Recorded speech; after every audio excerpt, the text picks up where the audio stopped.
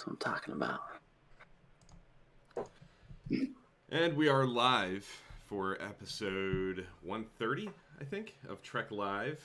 We have a special guest this week joining Dan and I, Trekkie Rob, who is our most frequent flyer, resident Voyager fanboy, in addition to Dan, who also, of course, loves Voyager, and I love Voyager too.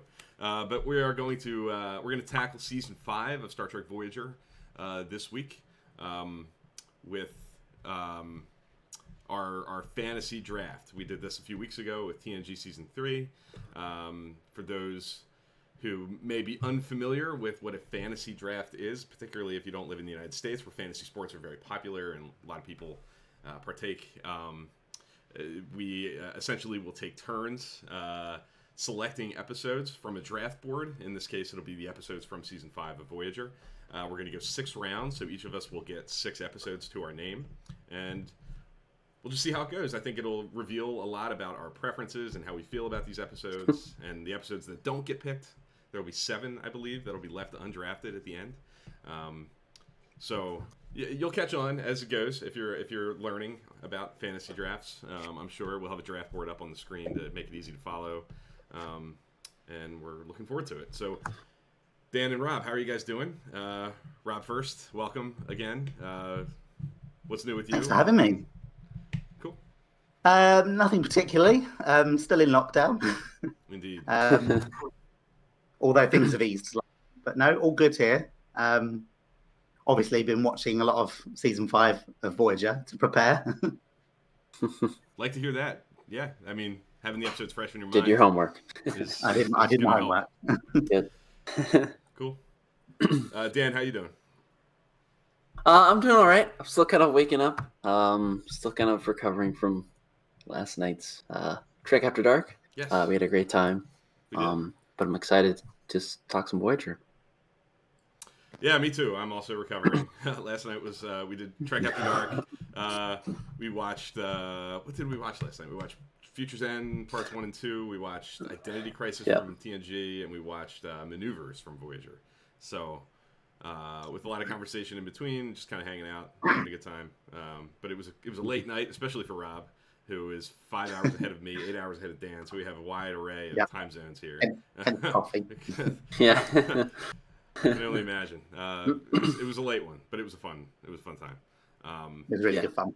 Yeah, we usually start these with rewatch recaps. Real quick, Rob, what have you watched recently? Like, what are you in the middle of TOS still? Are you? Yeah, I'm not making much progress through TOS. Slowly but surely getting there.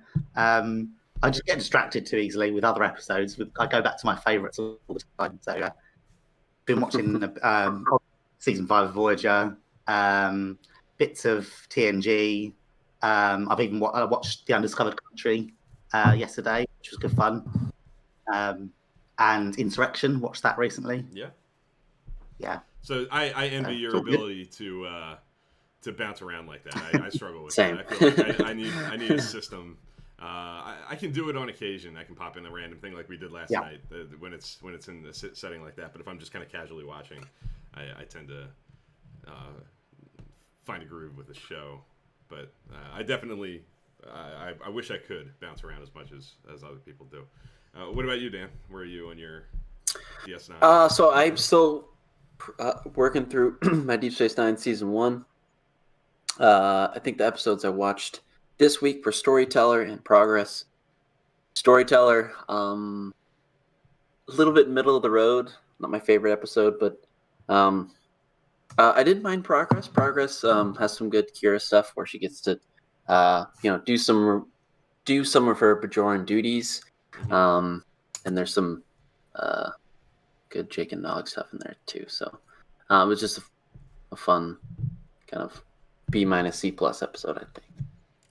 Yeah, I like Progress a lot. I think it's one of the first really, really good Kira episodes. And like you said, it's very heavy on like establishing the Bajorans and their struggle, and that they have specific kinds of problems that are unique to them, and kind of gives Deep Space Nine its own flavor.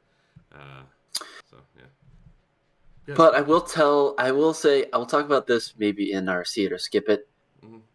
I feel like you have to watch Storyteller, Mm-hmm. spoiler alert, just because that's the first introduction to the Miles and Julian friendship, relationship, bromance type thing. So it doesn't start out so smooth.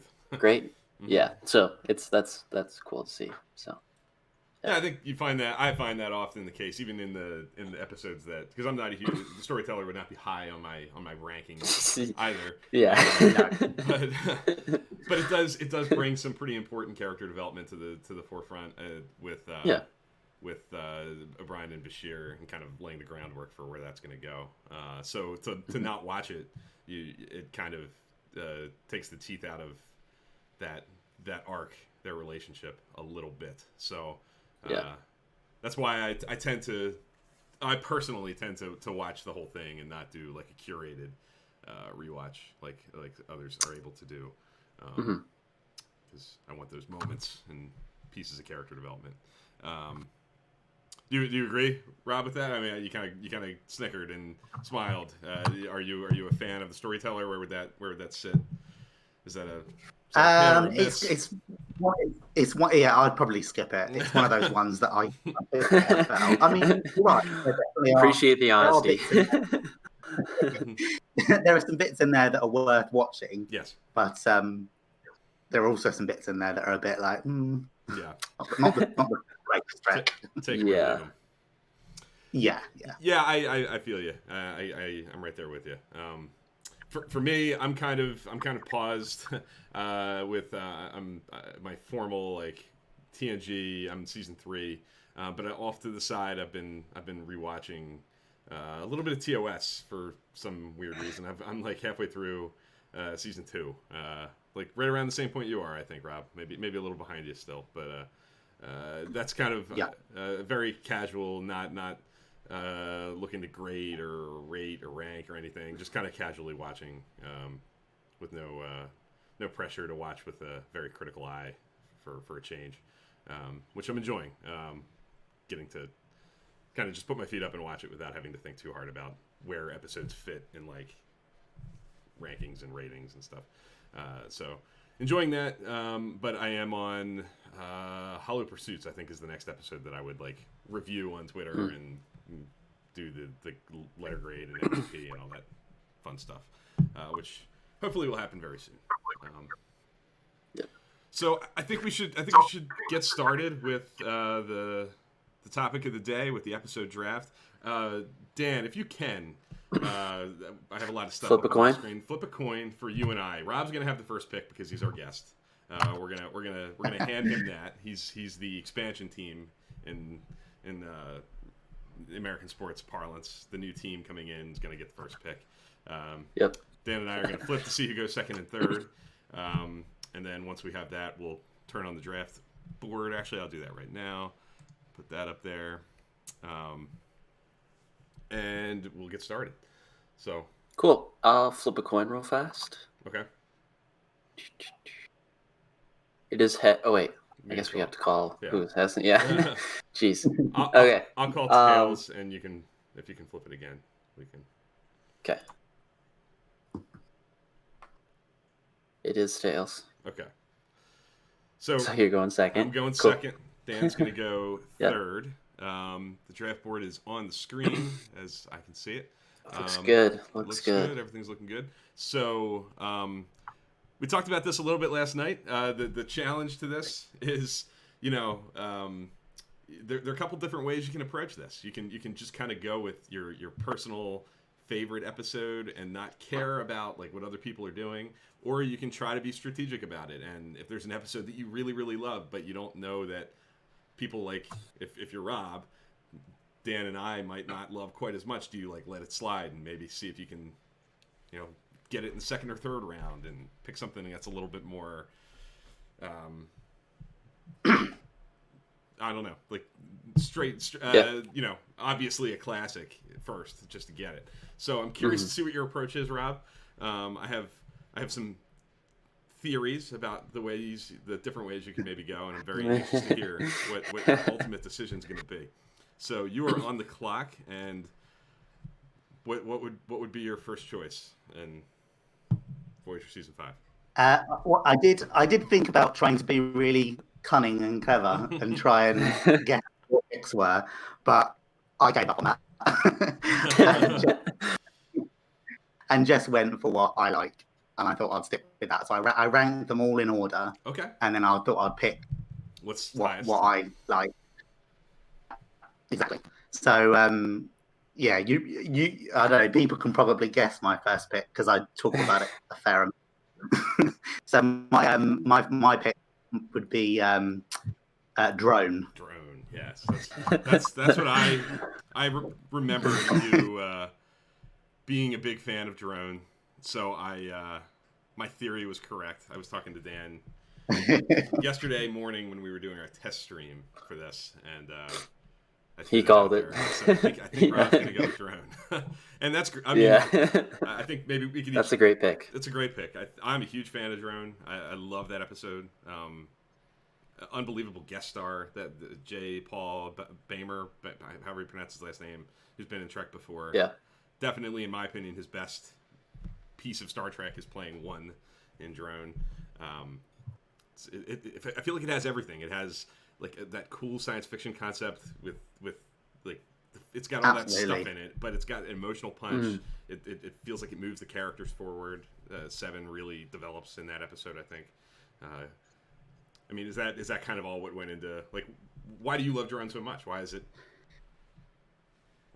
I think it's one of the I really struggled between picking. I could easily change my first, second, and third pick and alternate them all because it's probably. I think if you'd asked me maybe 2 or 3 years ago, I probably wouldn't have picked Drone as my top choice.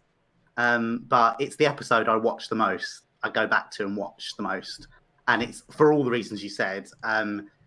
Yeah, the guest star performance is just amazing, and I think what really gets me is that end scene that it hits you right in the field every single time. It's so powerful and so tragic, but also the fact that we get to see is it a 29th century Borg? Yeah, with the Dr. Zamitter and all the cool abilities he has that other Borg don't. That's really cool. It's just a fantastic episode. I love it. I go back to it all the time. So it had to be my number one. I'm thrilled that you picked it. I think it's true to you. It's been obvious that it's been a big favorite of yours for anybody that knows you. So it's definitely a cool number one choice. What do you think, Dan? Are you a fan of Drone? It's a great pick. I love this episode. I think Jerry Ryan's performance is along with the guest star, obviously, but her performance spot on. Just that emotional punch always blindsides me whenever I watch it. So it's a great episode. Yeah, I couldn't agree more. So I am on the clock with the second pick in this overall draft. I'm going to go with the standard issue. I think pretty commonly cited top of the line Voyager episode in Timeless. I think it is off the board. I think Timeless is as good as Voyager has ever been. I think it's one of their. It's probably my favorite standalone episode. I might put things like Scorpion or Year of Hell slightly ahead of it. But aside from like the big event two-parters that really stand out, I think Timeless is my favorite episode of Voyager. I think it's cool that such a huge episode. It's the 100th episode. It's obviously bigger than the average episode, I think, in scale and in impact. And I love that it focuses on Chakotay and Kim, are kind of the driving forces of it, who are by that point in the show maybe slightly in not necessarily in the forefront of the show as much at that point. I think Garrett Wang is really good in it. Playing a jaded, angry you know, dealing with a lot of guilt, a lot of guilt stricken. Yeah, guilt stricken. Yeah. I think that episode has a lot of emotional weight to it, but it's a technical marvel. The visual effects are stunning. I think every time I watch it, I'm kind of blown away by the crash sequence, how well it holds up, and how it's you know, at least equal to the visual effects that I think you find in like the TNG movies and like its contemporaries on the big screen. Every element of it really just is a home run for me. So timeless for me. There's a lot of great episodes here that I'm hoping to get further down the line. What do you guys both think? I know, Dan, I know you love Timeless. I think if I didn't pick it, you probably would have. Yeah, that's probably my favorite episode of Star Trek maybe ever. Definitely Voyager. I think it's got everything.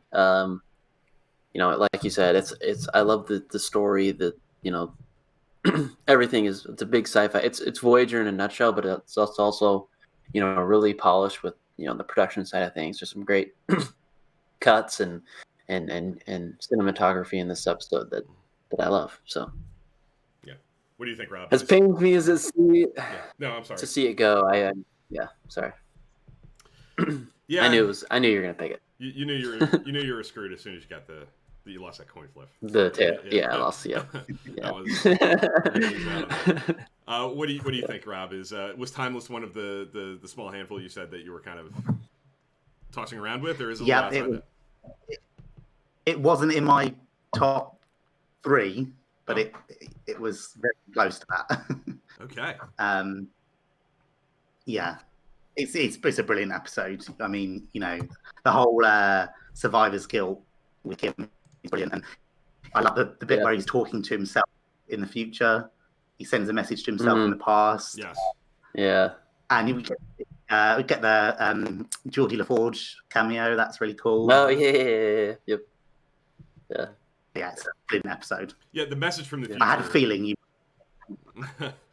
Yeah, I mean, it was definitely. I had my eye on it from the beginning for sure, but that message from the future, from Future Kim, I think really kind of seals the deal with these quote unquote reset button episodes. The challenge is always like, can you make it resonant enough to make an impact on the audience that's long lasting, even if the characters can't remember it, and oftentimes the characters don't like have a recall of it, or it doesn't affect them. But this episode found a way to at least have Harry Kim have like a shred of understanding of what, you know, what could have happened. So there's a little. It's not a total reset. It's not like there's no payoff to anything that we spent the hour watching. So I appreciate that too. That the episode found a way to make that happen. You're up, Dan. Your first choice. Conclude round 1. I have a feeling I know what you're going to do, but I'm curious. Yeah, the Bill knows probably, but the motivation behind my picks is not to be conniving or to pick these guys episodes that they would pick. I'm picking episodes that are my favorite, that I like. They're not necessarily the best of Trek, so bear that in mind as I pick someone to watch over me. For my first pick, it could maybe have slid to maybe the second or third round, but I didn't want to take that chance. I just want to take it off the board right now because I love that episode. It's probably my second favorite episode of Voyager to Timeless, so I had to take it off the board. Yeah, you've always been a huge fan of someone to watch over me for as long as I've known you. You're a romantic at heart. Yes. Yep. Anybody that knows you knows that, and that is kind of like the ultimate Star Trek. I think heartbreak love story. It's got some romantic comedy, but it's got some punch also. Yep. So I very predictable, but appropriately so. I mean, it belongs on. Was that your guess? That would have been my guess. Yeah. Yeah. So what? Yeah, same. And this is how it's going to go. I think with these things. I think in the first round, it can be pretty predictable if you know the people you're drafting with. But it's once you get through those absolute favorites, and you're into the more not middle of the road necessarily, but more of a level playing field with a lot of good stuff. But the classics are off the board. I think it could get surprising and unpredictable. And, interesting to see what people do. Rob, what do you think of Someone to Watch Over Me? Is that one of the three that was in your top three? Or is your entire top three still available? Woo! Okay, yeah. It was number 7 for me. Okay. It was high, but not didn't quite make my top 10. Yeah. And you've got I think that's the one where Seven goes on a date with Lieutenant Chapman. Yes. So, a future relative. So yeah. I remember the young me. I remember watching that and was like, "That's my surname." That's yeah, it's a great episode. It's really endearing. It's just sweet and yeah, it's brilliant. It's a good 7 Doctor episode. Yes, it is. It's one of my favorites too. It's grown on me a lot. I love how low stakes it is from like the big picture standpoint. There's not some interplanetary crisis that they're solving. There's no imminent threat of the ship blowing up. They're in a pretty laid back, diplomatic situation where they're dealing with this ambassador. Oh yeah. And Janeway's off the ship dealing with the planet. Yeah. I love that. I love that. And Voyager, I love Voyager. I love it. And a lot of their episodes do lean heavily into like higher stakes. Star Trek in general does often. And I like the more day in the life, more laid back, seeing what a non-stressful situation looks like on the ship, where people are kind of just doing their thing, doing their business, and it's one of my favorites in that line of episodes. There's not a ton of them. There's like I don't even know. I can't even name off the top of my head. Even like Data's Day starts that way, but ends with a big Romulan crisis, and even other episodes that kind of try to play in that terrain. I don't think stick the landing quite as much as Someone to Watch Over Me does. But that's the beauty of season 5 of Voyager is Someone to Watch Over Me is so different from Timeless, right? It's this Timeless is this big sci-fi concept. And then, on the other side of the coin, it's, this little silly little yeah, exactly. simple story. So it's great. Absolutely. Yeah, I think if you just look at the episodes kind of surrounding it, you get a lot of the very different kinds of stories. So Rob, you're back on the clock, and your entire top 3 is untouched, which is a good place to be. You have your pick of the litter of your absolute favorites from the season. So what's going to be your choice? Again, I could easily pick my second choice or my third choice. It's really hard. I'm even now. Do I swap them? I'm not sure. But again, if you'd have asked me a couple of years ago, I probably would have chosen differently. But my second pick would be Equinox Part 1. Equinox Part 1. Cool. I love that episode. Again, it's one I watch again and again and again. Just the fact of seeing another Federation starship in the Delta Quadrant. The Equinox, the Nova class, is one of my favorite starships. It's such a cool design. Captain Ransom, he's such a brilliant, complicated villain. And that cliffhanger at the end of Part 1, I remember watching that, and I couldn't wait for the second part, and obviously I had to. It's one of my favorites. Me too. It's up there for me. One of my favorite Star Trek two-parters. I love the guest stars. I think John Savage as Captain Ransom is a great. It's a great character, tragic character, frustrating character. Yeah. He evokes a lot of emotional response from not just Janeway, but from the audience. I think he puts the audience in an uncomfortable position of having to, a lot of second guessing. Even I remember watching Voyager as it aired, and fans kind of second guessing some of the things Janeway would do and the choices, and would you really follow the Prime Directive? And in a situation like this, can you be so beholden to Starfleet ideals when you're out there alone and not don't have the backup of Starfleet to help you reinforce those, that ideology and that philosophy. And is that the right approach? And this really does put the shoe on the other foot, and you can see how, potentially abandoning those principles could lead to some problematic results. So I feel like it's really at the core of Voyager's concept too. Like, it's just so true to its premise. It's capitalizing on the entire existence of the show. Like what Star Trek Voyager is, trying to do from the outset. To really leaning into we're alone out there and don't have any support, and we have to really push these Starfleet principles to the test. It's a classic. And I love the fact that you this episode is one of those ones where you've got quite a lot of conflict between Janeway and Chakotay. Yes. Yeah, that's one of my favorite parts about this. Yeah, two-parter. Yeah, we see it in Scorpion, and then it rears its ugly head again. That Chakotay's not willing to let Janeway go off from personal vendettas, and he'll stand the ground against her. Yeah, he's got to pull the reins back a little bit. I think that's when Chakotay is at his best. I think that's when Robert Beltran's at his best, when he's going toe to toe with Janeway, and it has a strong point of view that doesn't necessarily jive with Janeway's. They have different outlooks on how to deal with these crises, and I think it's interesting too that you would think that like Chakotay's approach would be more like Captain Ransom's. Like he's from the Maquis. He left Starfleet. He's not. You see the growth of that though. Yeah, I think that's cool. I think that's ironic that Chakotay is the one who is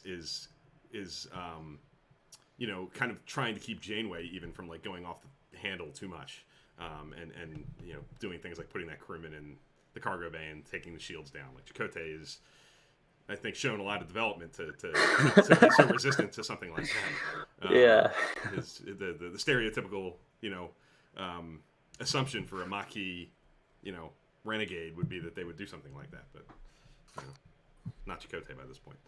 No. Which is great. I love it. Anything else on Equinox? Great pick. Dan, anything? Just I think we talked about it last night, but two-parters in Voyager really strong. This one really adds some great perspective on their whole situation. They get to see what if. I'm sure they've asked themselves, what if we just didn't really follow and just get there as quickly as possible. But this is they get to see that, and there's some perspective there, which I like, which you've talked about. So. Yeah, for sure. Yeah, it's. Did I mention I like Voyager? No, never. It's never come up.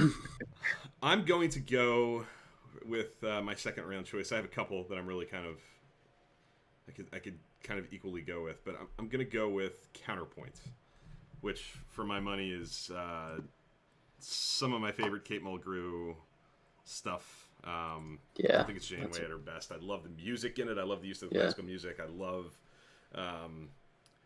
the tangoing of those two characters, Janeway and is it Kashyyyk? Is that his name? They have such good chemistry. The performances are great. Yeah, the chemistry, the trying to one up each other and stay ahead of the curve with the deceit and deception is really, really great. There's some surprising stuff in it. It's one of those that I feel like if it's been long enough since you've seen it, like if you can stay away from it for like 5-6 years or something and you go back to it, it'll surprise you. Like you won't. I think even me, like there are some twists and turns in the story and when each character kind of has the upper hand on each other that it's so well done that it really does pack some surprising punches. And I love Counterpoint. It's definitely risen a lot over the years. I always liked it, but I think the older I get and the more I revisit Voyager, the further up the list it manages to get. And I do think if I was talking about just like favorite Captain Janeway showcases, like if I wanted to show somebody this is why I love Janeway, this is Janeway at her best, Counterpoint would be really high on that list for me. as an example. What do you guys think, Rob? Was that one of your three? Is your top three going? That was my next pick. Oh, nice. I almost got my top three. Almost. Yeah. So you obviously are a big fan. I love. Yeah. Yeah, I love Counterpoint. I've said a few times now. If you'd asked me a couple of years ago, I might very well put Counterpoint right at the top. because it's a brilliant Janeway episode. I don't know if I remember this rightly. I'm sure I've heard somewhere that this is Kate Mulgrew's favourite episode. I think I've heard that before. It certainly wouldn't surprise me. Yeah. Just the whole concept of the telepaths having to be hid from the Devore, and I love the one-upmanship they have against each other, and it gives us Prax. It gives us that gift. Prax. It's great. There's so much good stuff in it. It's a classic. I think it's a Star Trek classic. What do you think, Dan? Definitely. How high is Counterpoint on your list? It's up there for sure. It was probably in my in my deliberation as what I was going to pick next. So maybe my job a little bit easier, but no, it's a great episode. It's paced interestingly. It feels almost like a two-parter when I think back on it, but it's not. It's just a full episode. So there's a lot going on with it. Feels very Voyager. So great episode. Indeed. What about so Dan, you're up. Second round. Your second choice is? So again, can't stress this enough. I'm going with my favorites. My second pick in this draft is episode 9, 30 Days. Okay. I'm a big Tom Paris guy. What else can I say about this? It's just one of my favorite episodes. It's really different. Big science fiction concept. Yeah, big science fiction concept. There's some personal stuff in my life that resonates from this episode. So, no, I haven't gone to jail or anything like that. So, if you're wondering that, no, that's not it. No, I just really love this episode, and I think, whenever Tom Paris gets real, I think it's at its best. So I could not keep this off my list. So I took it. Which it could have maybe slid down a few rounds, but I didn't want to risk it. Just like someone to watch over me. So there you go. What do you guys think? Way off? No, I don't think so. I love 30 Days. I think I like the retro science fiction idea of like this all-water planet and sort of the voyage to the bottom of the sea stuff with the Delta Flyer going deep into the ocean and having to fend off like these giant creatures and stuff. Like there's some really, really cool big science fiction stuff going on in it, but at the same time in a way that I think Voyager doesn't get credit for often enough. I think people think of Voyager as those kinds of things, like these big science fiction ideas. But that episode is really about it's a character study of Tom Paris and where he is in life and what his values are and how he's changed since he's been on Voyager. It's got that big science fiction stuff and it's a big, science fiction story, but it's really just as much a small contained character story that's got cloak of Voyage to the Bottom of the Sea, throwback, retro science fiction stuff. So I really like it. I think it's representative of what Voyager was really good at this point in the show, especially those kinds of episodes, focusing on character but doing some really cool science fiction things as well at the same time. So it's up there. It's in my upper half of episodes for sure in the 5th season. But I love how they tell the story. It's a little bit different. Like he's telling it from the brig. Yes. Which I think is just kind of a fun little twist on not just a linear. Yeah. Yeah. No, I what about you, Rob? Where do you? I don't think we've ever talked about 30 Days. I'm curious. Where does that episode? Without revealing necessarily, you don't need to. You certainly can tell us like where it sits on your rankings. But is it in the upper half? It sits slightly lower down on my rankings, but that's not to say it isn't. I mean, even the towards the bottom, they're still good. They're still really good episodes. Sure. I'm not the biggest Tom Paris fan, and I'm really annoyed that I didn't think of. I should have known that you would pick that because I know you're Tom Paris. But it is a really good episode, and I like the, how it explores that really difficult relationship Tom has with his dad. We see that all the way through Voyager. Yeah. It's nice to have an episode that focuses on him and his development. Yeah, so it's definitely a good one. It's a good one. Yeah, I would agree.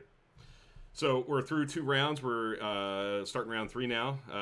With 3, 4, 5, 6, yeah, we have 4 episodes each to go. Yeah. And I think a lot of my absolute favorites, like in my like top 5 or 6, are mostly kind of gone, which is cool. There's some great stuff left for sure. There's a lot of great episodes to choose from, but I think this is where it's going to get interesting because I genuinely don't know where either of you are going to go from here, sort of. So Rob, I'm anxious to hear what direction you going in for round 3. So my number 3 pick is Relativity. Relativity. Okay. Yeah, it's a great time travel episode. We get to see the future. We get to see this amazing ship, the Relativity. It links back to Future's Ends with Captain Braxton. Yes. Yeah, it's just a fantastic episode of it. It's good fun. It's really good fun. I love how they have to keep going back and rectifying things. Mm-hmm. Each time they get information and they have to do something differently. I like that. I like a good time travel episode, so I had to go with Relativity. Yeah, I love the trial and error stuff in it, that they screw up a lot, and that it doesn't go clean. And I love seeing Jerry Ryan in a Starfleet uniform. I think that's really cool, seeing her with the more Starfleet look. I always think of that. I think of the ping pong game, the tournament. Yeah, that's such a cool scene. And the beginning as well. The beginning's really cool, where she's at the Utopia Planitia shipyards, and you've got that bit where Janeway first comes onto the ship. That's really cool. I like that. Yeah. There's some really cool like origin story kinds of things. Like I don't think people think of it as, at least I don't necessarily, until I'm reminded, like you just did, and watch it again. That it's sort of some prequel, like pre-caretaker stuff that you get to see. With Janeway taking command and inspecting the ship and getting used to it, and that's a really cool aspect of that episode too. So that's a great choice. I love Relativity. What about you, Dan? How do you sit on Relativity? It's a great episode. I really wish I could have maybe picked it, but it's I like to go anytime we go back to Utopia Planitia, whenever the construction of a ship, they did that in TNG, but this is Voyager's episode. It's always fun, and again this does a huge sci-fi concept again, so great episode. And don't we get 7 in a uniform? Yeah, we do. Yeah, we do. So. Great choice. I'm gonna go with, we're counting Dark Frontier as 1 episode. It's on here as 2 parts, but it's we're counting it as 1, and that's where I'm gonna go. I'm gonna pick the 2-hour Dark Frontier, which nice. I feel like, I don't want to say it doesn't get the credit it deserves, but I don't know if I hear it often cited as like an all-timer as often as I feel like it deserves. I think it's such a cool, huge, like it really takes advantage of the 2 hours. I feel like with the flashbacks and the origin stuff with Annika Hansen and exploring her life as a child on that ship and her assimilation. And I really always think of, when I think of Dark Frontier, the first thing that pops into my mind is the scene on the Borg cube with the Borg Queen and Seven as they're assimilating that species, and just the horror show of that, of kind of like hearing that and how minimal it is, and you don't see a whole lot, but you know what's going on. And I think the sound design and the performances of Jerry Ryan and Susanna Thompson as the Borg Queen are really effective at making that horrifying and really driving home that the Borg are bad, really bad, and seeing them in action, like assimilating on such a massive scale, and not having even 1 ounce of ambivalence or second guessing about it. They're just doing their thing. And yeah, it's big Star Trek. Testing Janeway's loyalty to Seven and how much she cares about keeping her on the right track and not letting her go is very, very true to Janeway. It feels right that her obsession would kick in, like her perseverance and not giving up on crewmen feels right at home for her. So yeah, I think Dark Frontier's great, and even I'm guilty of not necessarily thinking of it when I think of like 10 favorites, 15 favorite Voyager episodes. Sometimes it sinks a little bit beyond that point, but I think that's probably not true. Even from my own perspective, the more I think about it, I think it's better than that. Mm-hmm. What do you guys think of Dark Frontier? It is definitely the forgotten two-parter, I think, but it is. I'm not sure why. Maybe just because it's it's in a season with two kind of two-parters, kind of. Equinox Part 1 is there, but no, it's got some great backstory stuff on the Borg and stuff. Voyager gets knocked for going to the Borg well a little too much, but I hear it kind of feels right at home to kind of explore the backstory. It definitely works for me. Great episode. What do you think, Rob? Yeah, it's a good one, but I agree. I don't know why it feels like it gets lost in all the two-parters, because Voyager has some amazing two-parters. Yeah. And I think I didn't think of that. I think you might be right that season 5 is got some fantastic episodes, and obviously Equinox is at the end, and that's got the big cliffhanger. So maybe that's why it gets forgotten. But it's a great episode focusing on Seven and Janeway, and it's Voyager's firmly becomes her collective. She's willing to sacrifice herself to save the crew, and I love that. I love that sequence where she's in the cube assimilating another species, and you can see how painful it is for her. Having to watch this. Yep, reliving it and realizing what she was doing before, and I think there's a lot of self-reflecting going on, and the inner conflict in Seven is really well played by Jerry Ryan. And this is Susanna Thompson's first outing. Yeah, and she's fantastic. She does. She does a great job. Different to Alice Krieger, but different in a good way. She's still quite menacing as the Borg Queen. Yeah, she has that like motherly quality with Seven. Like she's got. I think she's less. Alice Krieger in First Contact especially has that like almost sexual tension to her. Like she's very very sensual, and Susanna Thompson doesn't do that. She doesn't play that. No, she has a much different approach that I think feels right at home with, particularly this story. Especially, I think she brings just what was needed to the table to tell that story. So, yeah, I feel good about that. I feel good about where my picks are, and I hope you guys do too. Dan, what about you? Round 3. Round 3, I am going to go with episode 3, Extreme Risk. Again, favorites here. This is the episode where the Delta Flyer is constructed. I think this episode does a good job of giving the crew a lot to do. There's also some backstory stuff, and we get some banana pancakes. So going with Extreme Risk. Yeah, there's some great stuff in Extreme Risk. The Delta Flyer, obviously.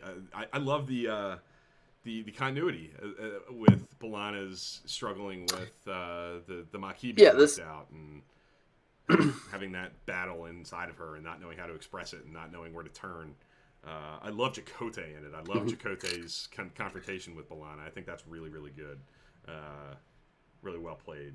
I'm a fan. Yeah, this episode is one of an episode you can point to that there's some continuity and there's some stuff that's serialized. So I had to have it on my list. How do you feel about Extreme Risk, Rob? I really like Extreme Risk. It wasn't one of my picks, but I rate it really highly. without going too personal and heavy, like I've been in situations where I've been in real low points in my life, and the fact that in Extreme Risk you see her family reaching out to her and trying to support her, that scene with Neelix, I mean, you mentioned with banana pancakes in their mess hall, that is so touching. That he tries to help her, and obviously you've got Chakotay helping her, and Janeway has that bit where she's trying to reach out to her and offer support. All those people that she loves and cares are there for her. Yes. So it's a great episode. It's hard to watch, but it is a fantastic episode. Yeah, I feel the same way, Rob. With it's hard to watch. I actually like it's really really good. I've always liked it, but it's not one that's like a joyful rewatch. It's not one to like that I feel like I'm gonna go put my feet up on a Friday night and watch Extreme Risk and feel good. Like it's pretty heavy. Like it kind of reminds me of like a Voyager version of DS9's Hard Time with Chief O'Brien, where that B'Elanna and O'Brien are at the lowest points in their life, and they're thinking about effectively taking their own life in some senses. Yes. And their friends reach out to them and stop them, and tell them that life's worth living, and show them how they can carry on. Yeah. No, it's great. And those stories need to be told in Star Trek. It's great that Star Trek has been bold enough to do it a couple times and do it in a couple different ways with Hard Time and Extreme Risk. I think you're right. I think they both tread on the same ground but do them in different ways, and in their own, in each show's kind of own way. They do it. Deep Space Nine much more in like the grounded character, heavy, dramatic. Where Extreme Risk is takes a little bit of a different approach with it, but I think it's equally powerful, and it's a good one. It's a good one. I think it's some of Roxanne Dawson's best stuff too. I think she's really really good in some of those more emotionally heightened scenes. Great Neelix stuff too. I love that you called that out, Rob, and Dan, with the banana pancake. Some of those scenes are really really good. Is that the episode that Neelix offers to let B'Elanna just yell at him and just like no judgment? You just scream at me. Just tell me, insult me, take everything out on me, and I won't. I'll be your punching bag. That's so nice. It's like the nicest thing you could actually offer somebody especially somebody like B'Elanna who struggles with that and needs to have that outlet. I think it tells you everything you need to know about Neelix and why he's so much greater than I think people, especially back in the day, thought of him. So love the pick. Round 4, Rob, you're back on the clock. So my round 4 pick is Gravity. Okay. Another episode I go to time and time again. I think, is it Laurie Petty? Is that her name? The lady who plays Nos. Nos. Fantastic in this. I love her character. I love at the beginning how she's like, she essentially steals from them, and then Tuvok comes to her rescue. And I love the whole concept of they're stuck in this anomaly where time's passing more quickly for them than it is for Voyager, who's on the outside. And the exploration of Tuvok and his emotions, and you see a different side to him, and that again that moment at the end where Nos where she steps on the transporter pad and they say bye to each other, and it's that so scene, sweet. It is that last scene in the transporter room is killer. It's some of my favorite Voyager stuff. The mind meld, and it's just great. It's really really great. And that's another one that for whatever reason I don't know why I was never huge on it when I was younger, but I can't explain it. It's so big, the location photography. I love that shot of the tunnel, the anomaly like opening up in the sky with Tuvok and Tom Paris like on that cliff looking up at it. Like there's just such big stuff in that episode. And then again, just like 30 Days, like I was saying, it's got this huge science fiction concept with the time differential and this like really bizarre spatial anomaly that they have to deal with. It's got your typical Star Trek stuff in there with dealing with the other alien species that wants to get Voyager out of there and all that stuff. But it's really about Tuvok and his dealing with his Vulcan stuff, his emotional repression, and dealing with the challenges that brings. It's not easy for him, and it really exploring that it's a challenge. It's a struggle every day, which it is for everybody. Like, I think that everybody can relate to that. Every day is a struggle with whatever we're dealing with and whatever we have on our plate. And Tuvok's no different.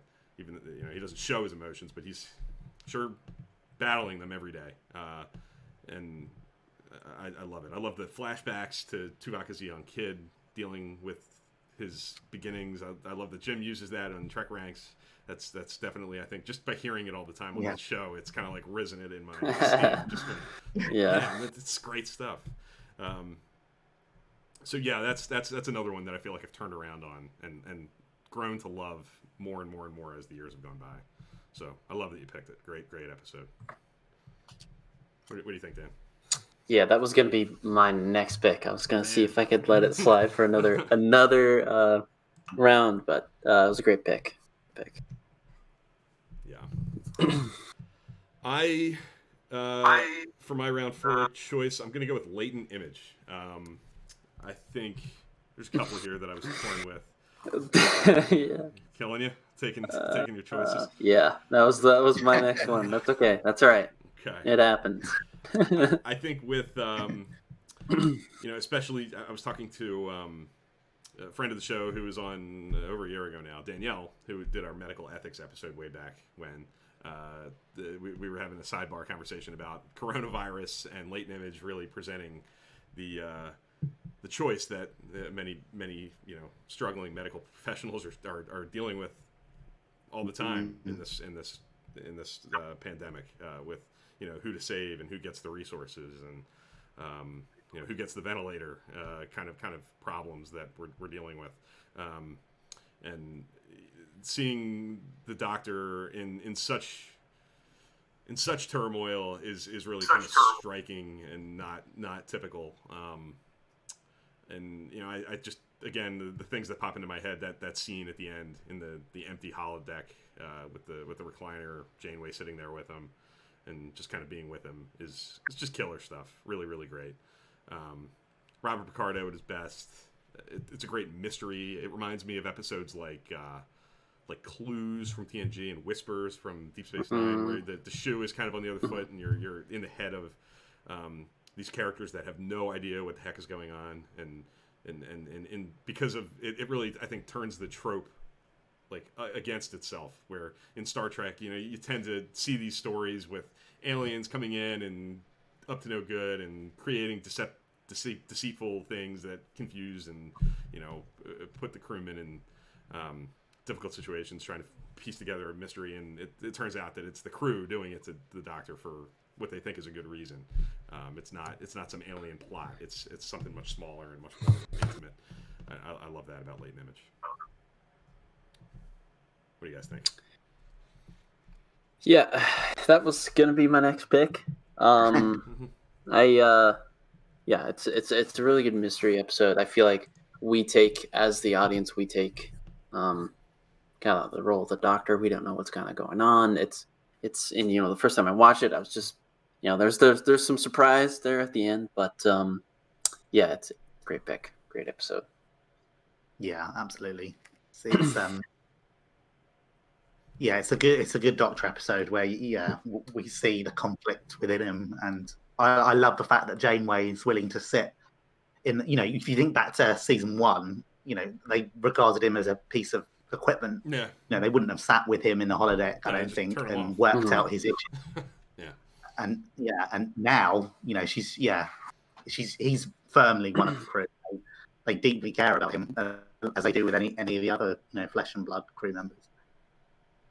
Great pick.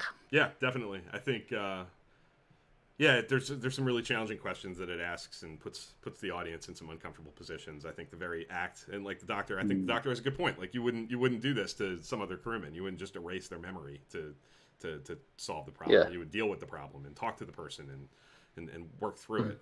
You wouldn't just go into their brain and erase memory engrams to lift it.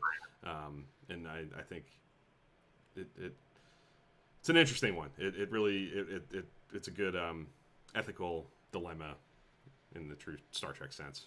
One of my favorites, and I'm glad I got it this late in the game, 4th round.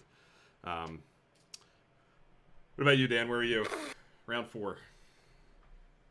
I tell you, I'm gonna need to watch someone to watch over me, because of the next episode that I'm picking is Nothing Human. Another big moral dilemma that asks some tough questions. That's very heavy-handed as far as that. Just some morality here in this episode, but there's some really good, I think, B'Elanna and the Doctor in this episode. Definitely a tough watch, though. Yeah, it's heavy. So yeah.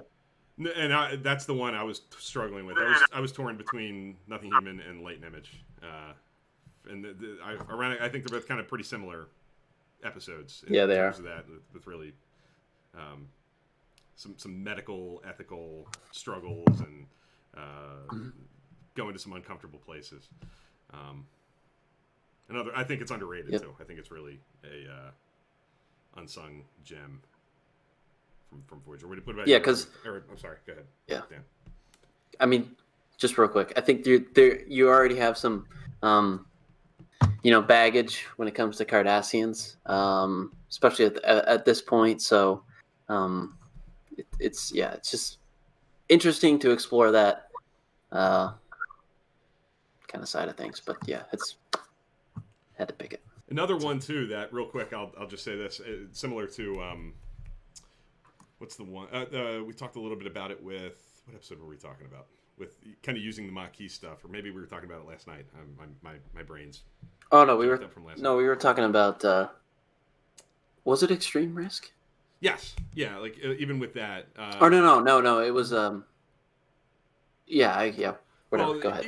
Either way, it's another example of this far into the show, into the 5th season, that I think really does kind of lean into the Maquis problem. Like the crew who have dealt with the Maquis and been a part of the Maquis and have more personal experience with the Cardassians and have strong feelings about the Cardassians, or have a very different outlook on this situation, I think.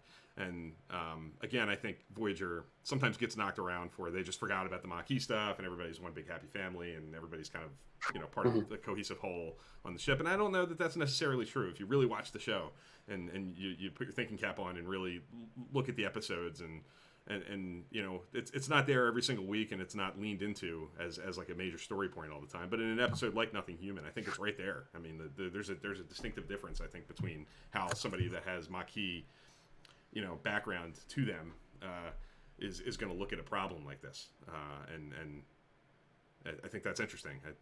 I like when Voyager doubles back to that and makes it a part of its story.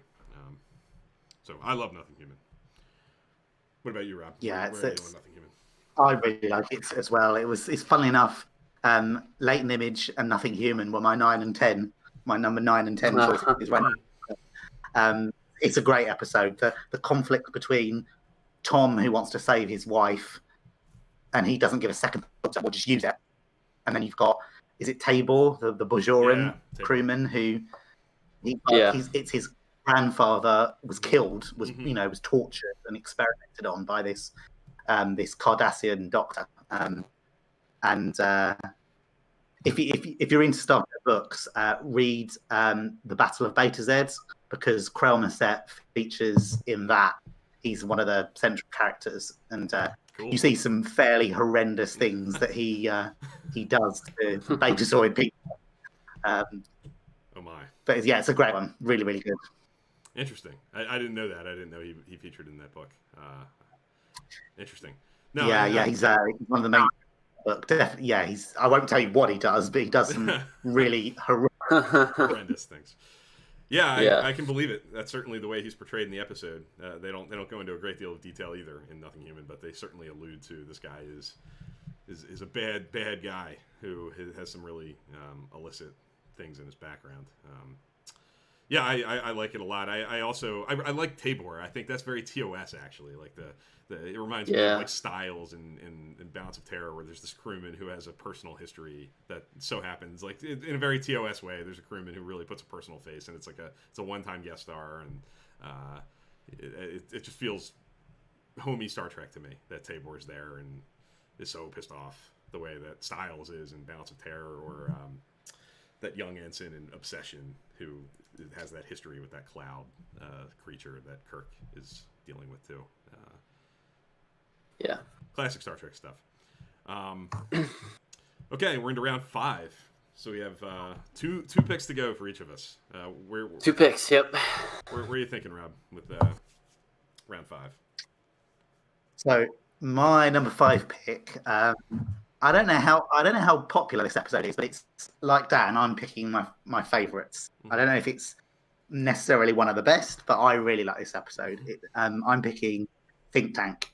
Think Tank, nice. I really like this episode. I think is it Jason Alexander who plays Kuros? Yes. I think he's really cool as this alien that presents a solution that seems really friendly, but actually he's setting a trap for Voyager. And I love all the different aliens on their ship. Yeah. Artificial intelligence. You've got some sort of amphibian sea creature. It's a cool concept to have a ship full of completely different species, that have different specialities, and it's a really nice idea. And the fact that they try and bring Seven on board, they want her, and they set this trap for Voyager to try and procure Seven. It's a fun episode to watch them try and figure out this puzzle. And try and get the better of the Think Tank.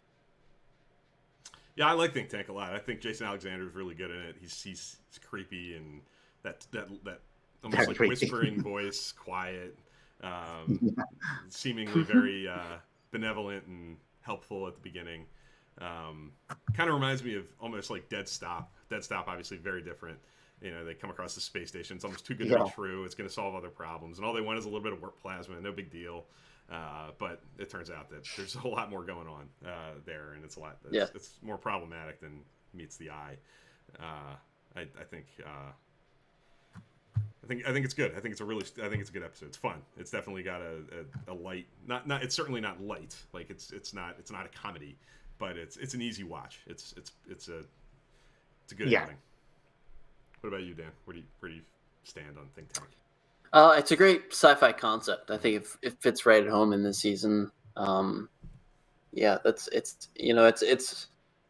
I wouldn't say it's up on my favorites, but I think it's a strong episode, just like a bunch of these episodes in season 5. But I really love the sci-fi concept, and makes for kind of a fun, like Rob said, just a puzzling episode for sure. Yeah.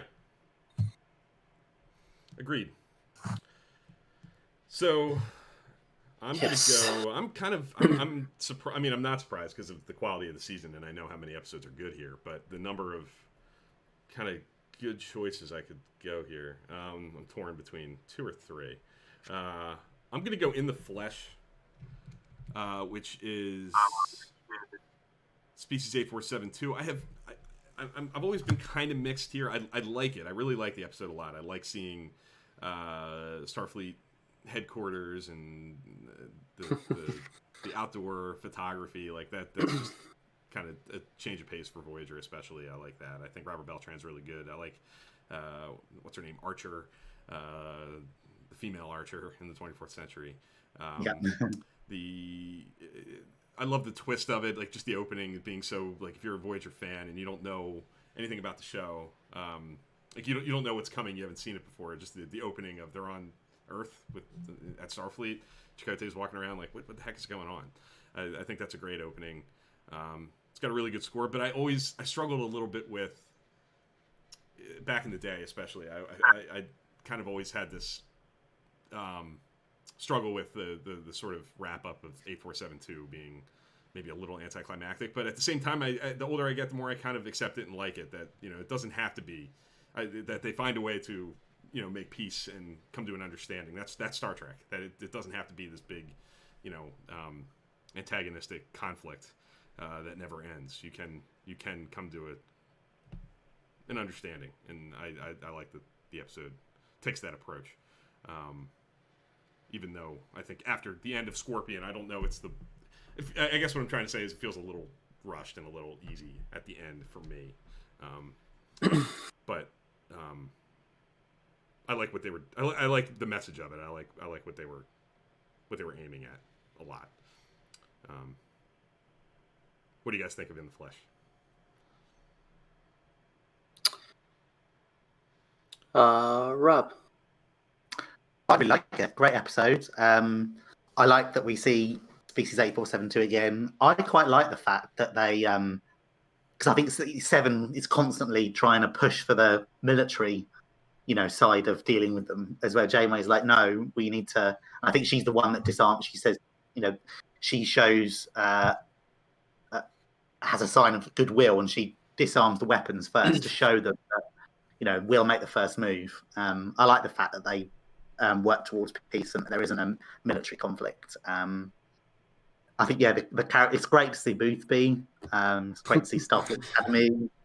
And the Archer character is Valerie Archer is really cool. Valerie Archer, yeah. And I really tiny bit, but I like when they finally make, they're on friendly terms, and their Species 8472 in their human forms are showing Tuvok and Neelix around Starfleet Academy, around their simulation, and Neelix gets assigned to a Vulcan, Species 8472. And he's like, "Oh, I'm looking forward to hearing your perspective on Vulcan."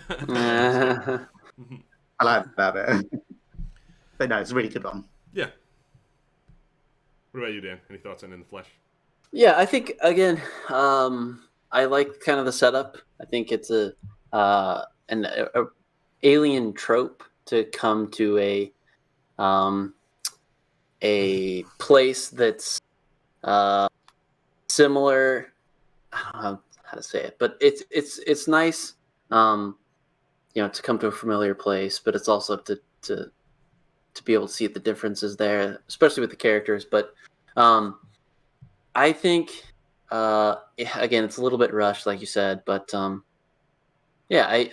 like that it's got a familiar face, I guess, to the episode. But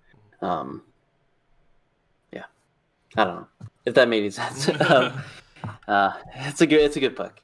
Good pick, I think. Cool. All right, what's your round 5? Second to last choice, Dan. I'm going with Warhead. I think there's some things that are often cited from this episode, with the hairy stuff. But I kind of like the just the setup of this episode. I think there's a lot to do with a lot of the characters and a lot of the cast and crew. You like Warhead? But it's also got an interesting sci-fi concept, which we've seen in all these episodes.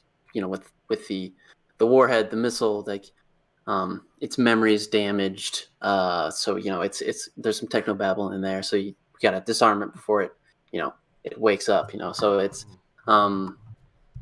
it's an episode that I like. What do you think, Rob, about Warhead? It's in my top half of season 5. I really like Warhead. I think it might have been. Yeah, it was. It was. I had. It was the first VHS I ever bought of Voyager. Wow. It was Warhead and Equinox Part 1. I had it on VHS. It was ridiculously expensive. It's like £20 for 2 episodes. Anyway, by the by, it's a great episode. I love I like that Harry uses the Doctor to try to show the Warhead how he can, he doesn't have to be a slave to his programming. He can better himself. He can evolve. And I like that message. Yeah, I do too. That's my favorite thing about it. I think the negotiation with the warhead itself and trying to talk it down. I think it's pretty well done. And I think Robert Picardo gets to chew the scenery and be really over the top and really loud in a way that he I think fully puts his shoulder into the. He's very aggressive in that episode. There are some scenes in sickbay with him that my brain right away goes to, and I can hear his voice, going off, and it's kind of underrated. You don't hear Warhead mentioned very often. I don't think it's kind of it flies under the radar, especially in this season with so many great more discussed episodes. But it's strong. I think it's better than people give it credit for. Yeah, well, I think it's tough because look at the two episodes it's paired with. Right. Relativity, really big episode, and then Equinox.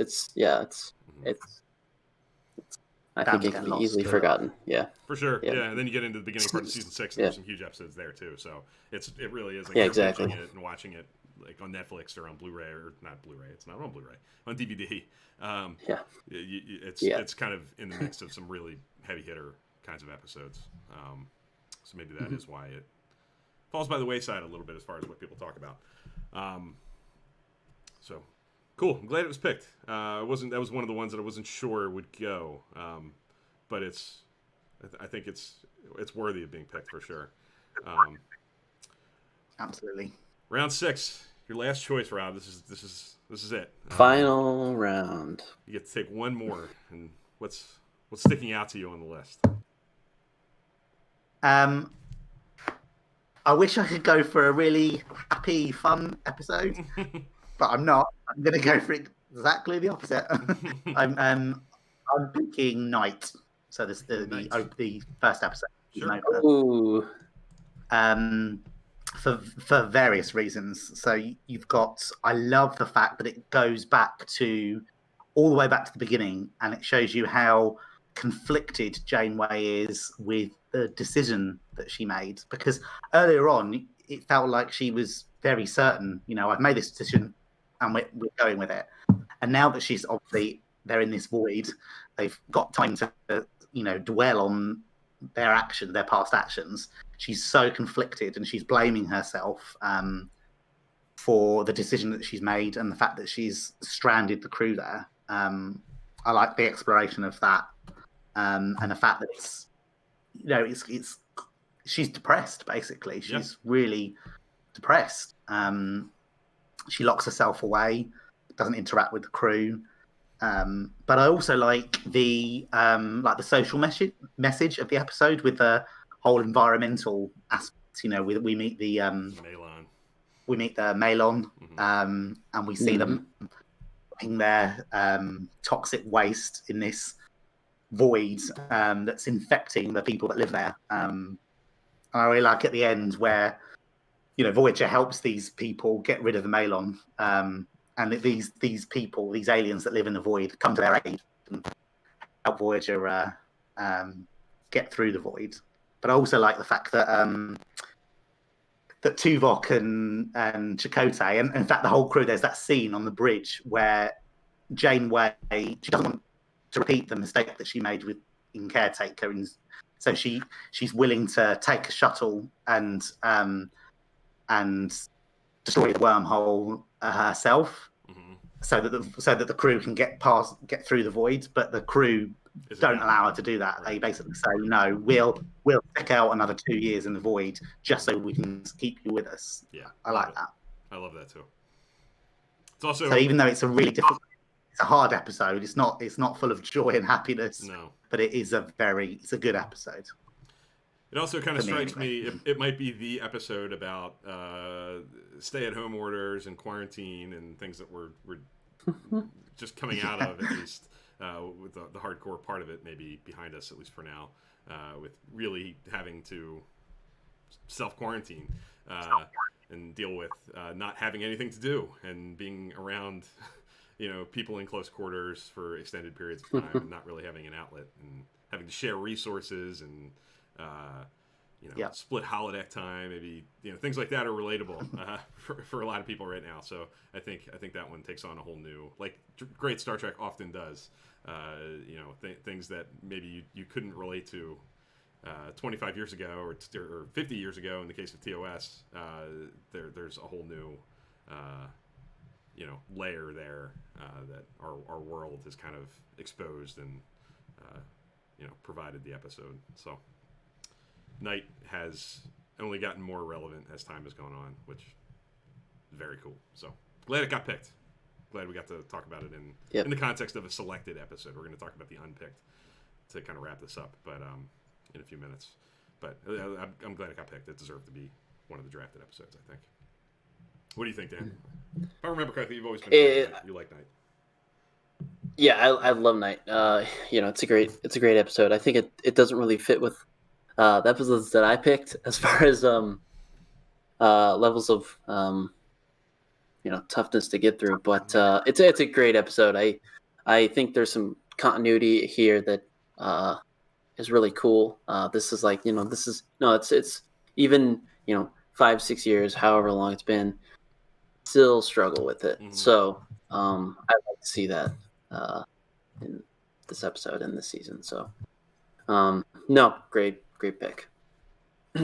Yeah, I think it's a cool, and you have them both, Rob. I think there's a cool like bookending quality to Janeway's struggle with Night and Equinox. I think Janeway's like internal struggle with being out there and how we're out here and how we're dealing with it and how we got here. All that stuff is kind of being dealt with by Janeway and Night and in Equinox in their own kind of unique ways.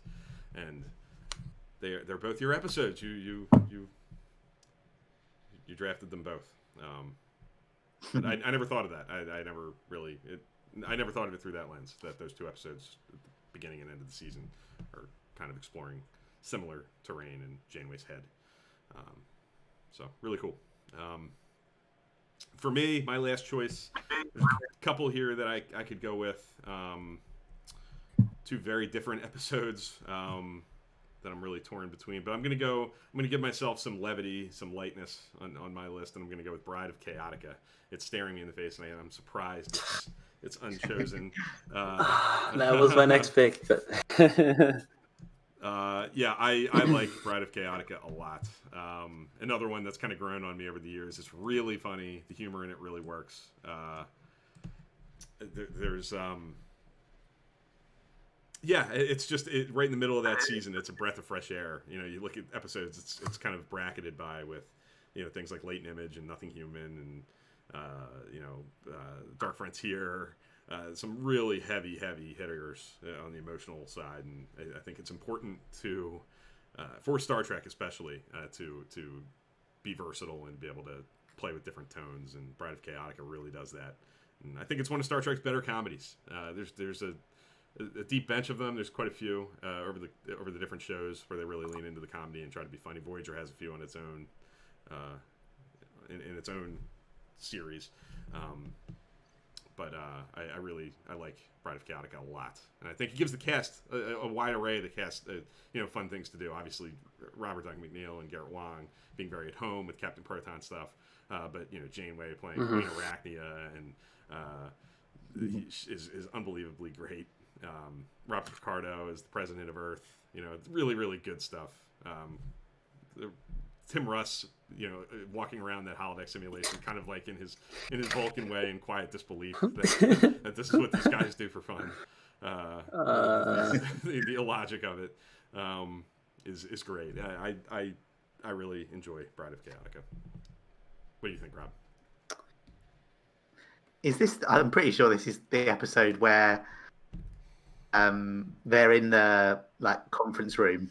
And they're discussing it, and Janeway's right, let me get this straight. And Tom's like, yes, ma'am. He's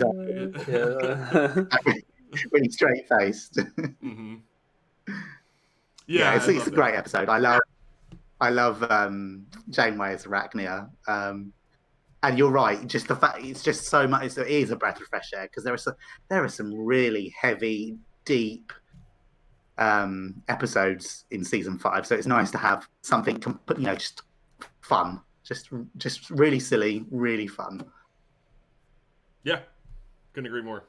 Dan, you said you were getting ready to pick it. Yes. So I guess you're a fan of Bride of Chaotic. Yes, I really love this. I think it's again, you guys call it a breath of fresh air. Yeah, I like it.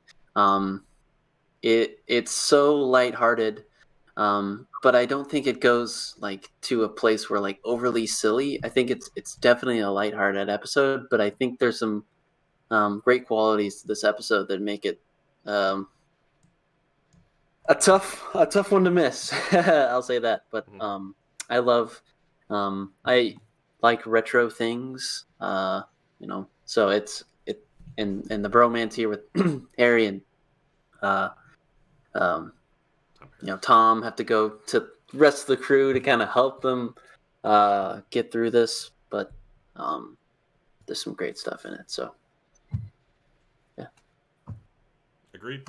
I don't even really need to ask. I know Dan's about to pick the fight to finish this off, so I'll just go ahead. No. What's the there last? are some tough. Maybe at least for me, there's some slim pickings here. Mm-hmm. I'm gonna go with Juggernaut. There are some similarities. I think in this episode, but there's some. I think at least to me when I watch it, there's some political maybe commentary here with polluting. Mm-hmm.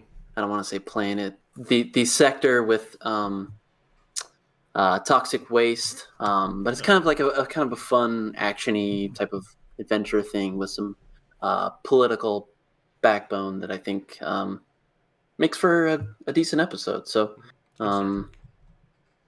yeah, good Star Trek, which is Star Trek in a nutshell. So yeah.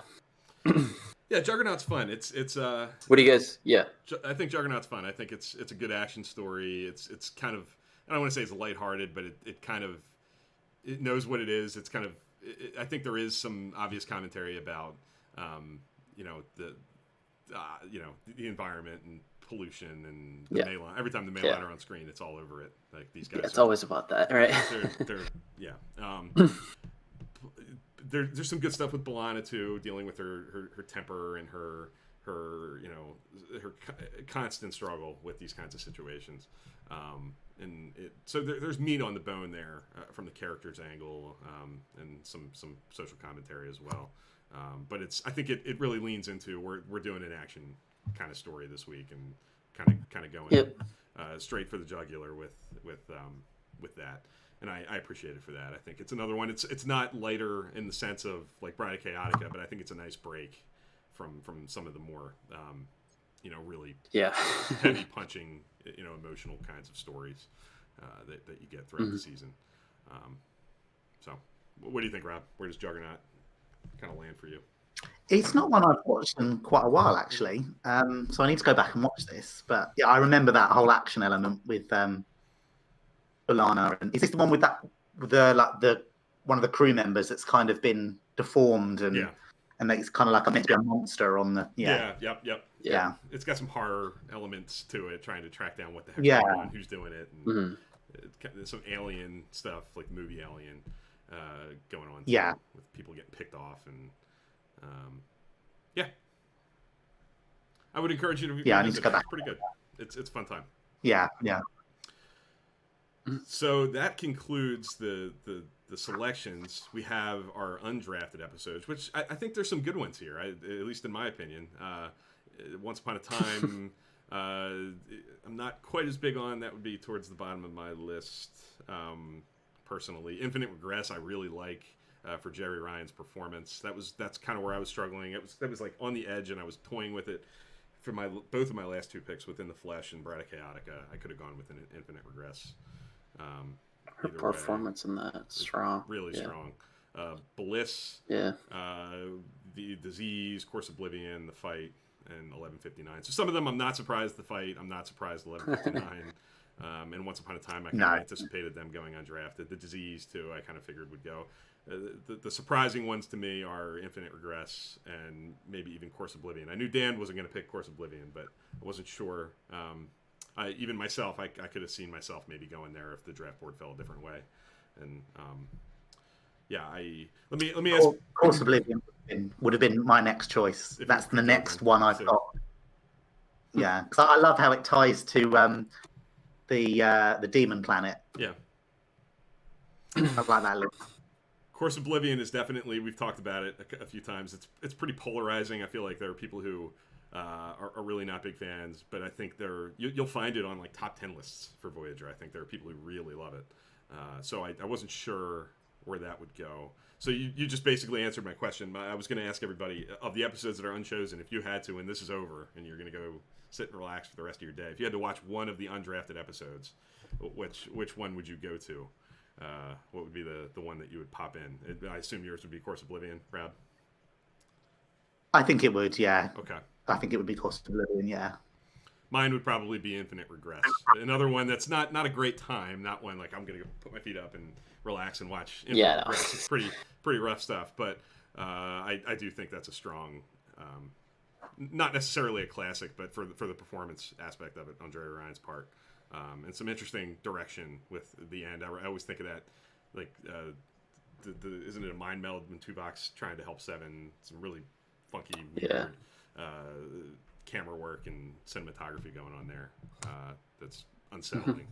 So, not a fun time, but probably the episode that I respect the most of the undrafted. What about you, Dan? Where would you go of the undrafted episodes? I would probably go with Infinite Regress, but I might give 1159 another shot, or Course Oblivion another shot. But yeah, I don't know.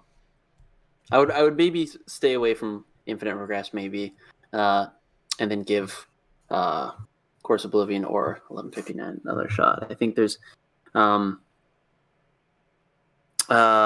let's see, what are the other episodes? The Disease. Isn't there a great shot in The Disease though that it's like a big pan across the bridge? There's a Steadicam shot that follows Janeway and Kim in an argument from the observation lounge through the bridge and into Janeway's ready room in a way that you don't usually see, like a single tracking shot following the actors through different sets, which is really cool and really stands out and is a little something extra in that episode that always stands out to me. When I think of that episode, I don't think it's a great episode, but that there's some cool direction in there and some bold choices on the production side of things. Which I think... Good. Yeah. Mm-hmm.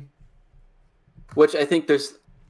I'm not trying to knock any of these, last episodes. They have qualities or things in them that I can appreciate. So I'm not beating down on Course Oblivion or anything like that. There are some strong points in that episode, but I think overall in this episode or in this season, there are episodes like that with maybe don't land, but also give us some great stuff. So. Yeah, I find that often to be the case with Trek in general. Even episodes that I don't necessarily care for, or I wouldn't put in a favorite list. I find interesting things to take away from them. They're production things or performance things, good scenes for the characters. There's just enough in there that I can enjoy and roll with, even if the episode as a whole doesn't necessarily work as well as I'd like it to. Yeah.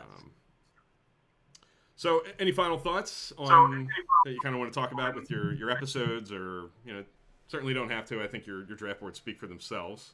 I think like I said from the beginning, I think these are interesting exercises and different ways to look at the seasons, and a little bit more of a outside the box way to examine the episodes you really like from these seasons, as opposed to just kind of ranking or doing like a top 10 list. There's a different element to this. And I think it does tell us about each of our preferences and which episodes really grab each of us. And I'm just looking at it, I think there's some good variety on both of our lists, representing wide swaths of the kinds of stories that Star Trek Voyager tells well. Anything else? Any final thoughts? Yeah. Again, we kind of talked about it. Go ahead, Dan. Sorry, like you said, there's I'm happy with my list.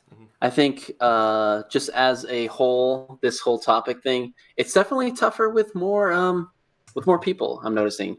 I think the combination of more people and less picks, I think, made it a little bit more challenging. In the future, I'm going to take that into account, making my picks, and obviously in the future, we're probably going to be doing more of these with even more people, maybe with more picks.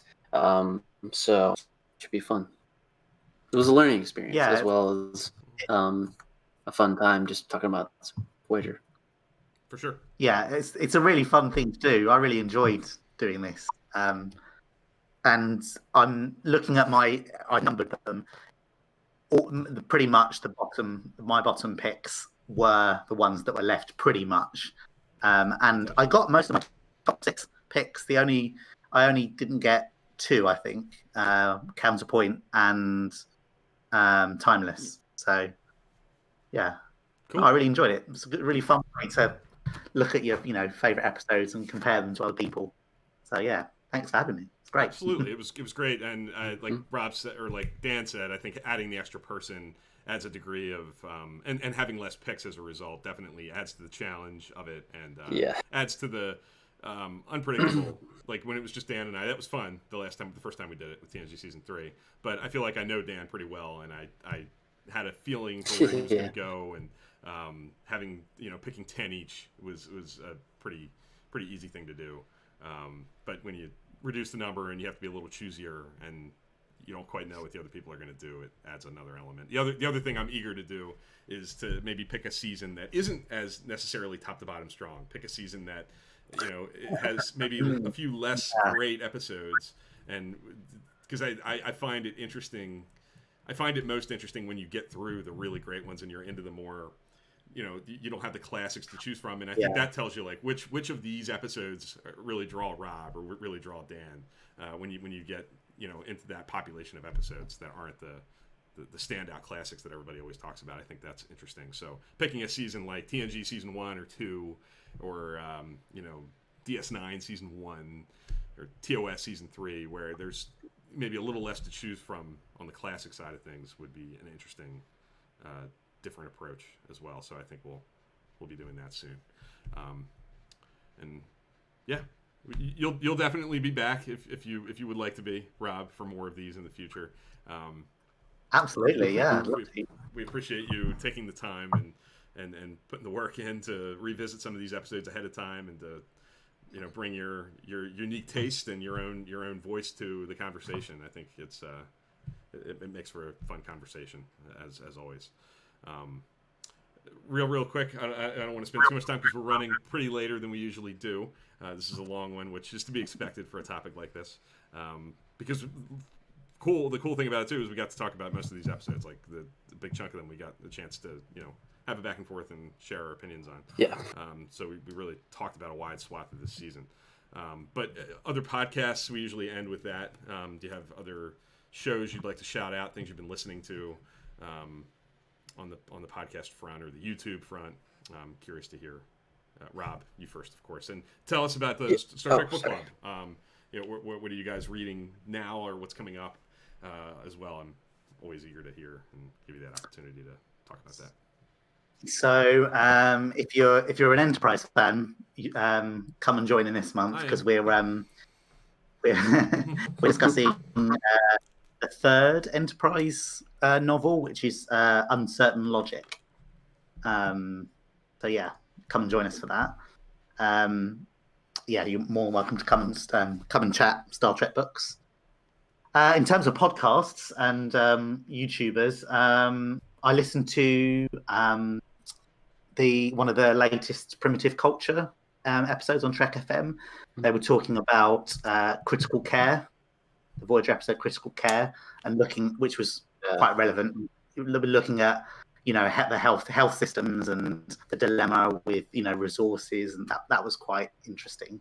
And my friends at 10 Backwards were looking at kids in Trek. So they were looking at episodes like Rascals, and which was quite fun. Cool. So yeah, definitely check those out. And as always, Trek Ranks. Like Trek Ranks is awesome. I think their latest one is top 5 cliffhangers. Oh, cliffhangers. Yeah, cliffhangers. Yep. With Mr. So Mr. Vup as one of the guests. Yeah. Quite a guest. Very cool. Yeah. Yep. What about you, Dan? Anything you want to shout out? Yeah, I'll shout out to The Journey. I will say that I'm a little bit behind on those, but I just listened to one on this Thursday because it's talking about greatest farewells in Star Trek. So, and with Zachary Fruling, he's moving on. So it was kind of a bigger episode to listen to, but it was good. So. Cool. I'll shout out real quick. The Trek Ranks, of course, is a staple. The cliffhangers and the Odo episode was particularly good. Great listen. It's from a few weeks ago, but Snaptrack did one on the Wounded and Defiant. A really cool pair of episodes that tread on some similar territory in their typical way. I enjoyed that a lot. I love the Wounded; it's one of my favorites. And Defiant is an underrated gem as well. And I hadn't thought about the similarities, but they're definitely there. Yeah, really good stuff. Snaptrack is one of the best. So yeah, I'd definitely point to Snaptrack and Trek Ranks for sure. Cool. Well, I thank both of you, Dan, as always, for being here with me every week, and Rob, of course, who is definitely, I think, our most frequent guest, for good reason. We appreciate you, as always, being a part of the conversation and bringing your love of Star Trek to the table in the way only you thanks can. for having me. And yeah, it was a good time, and I'm sure we'll be seeing you again for whether it's a fantasy draft very soon or another topic. I'm not sure how the cookie will crumble, but you will be back as long as you're willing and able.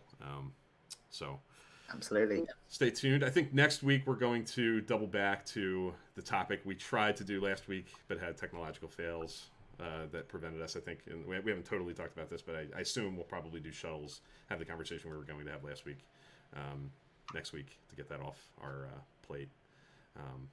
So stay tuned for that. We'll roll that out and make that official in the coming days, I'm sure. But appreciate you watching. Hopefully we'll be able to make this available on YouTube in the coming days. I am recording this. This is my first time producing for anybody watching. Usually Dan does that, but I'm giving it a go, giving it a shot. So it's not perfect video quality, not necessarily perfect audio quality. We're going to get better and hope that things improve over time. But pretty happy with the way it went overall. And thank you for watching. And hopefully you'll get to, if you didn't watch it live, get a chance to see it either on YouTube or on Periscope, where you can find it as well. And maybe even, hopefully, maybe on the podcast feed as well down the road. So thank you, Rob. Thank you, Dan, again. And thank you to anybody who is out there giving this a watch or a listen. See you, everybody. Thanks, everyone.